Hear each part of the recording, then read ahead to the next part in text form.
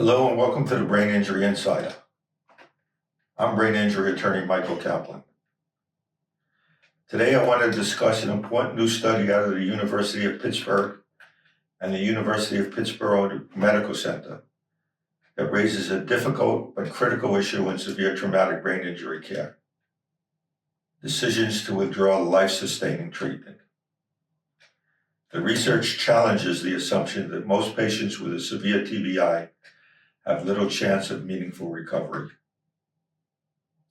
The study looked at over 500 patients with severe traumatic brain injury, comparing outcome between patients whose life-sustaining therapies were withdrawn and those who continued to receive care.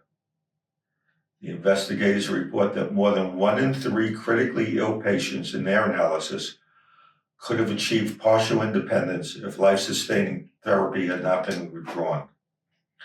The results published in the Journal of Neurosurgery this January point to something families and clinicians often struggle with. Recovery can be slow, and improvement can happen late.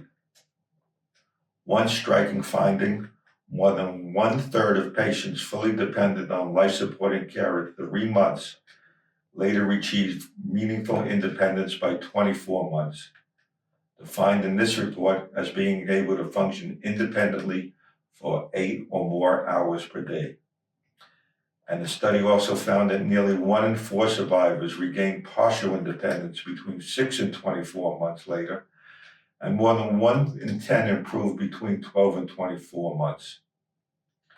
So what's the practical implication of this study? It's a reminder that early prognostication after severe TBI is inherently uncertain. And it also points to some important facts about widely held prediction tools. They're for research and trial design, and not for making life and death decisions for a specific person in front of you. It also supports a framework many families find helpful: time, transparency, and continued reassessment is important.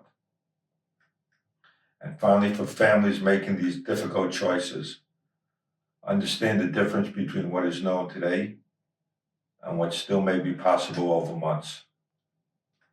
Decisions about withdrawing life-sustaining therapy should be made cautiously and individually, because meaningful recovery can exceed early expectations.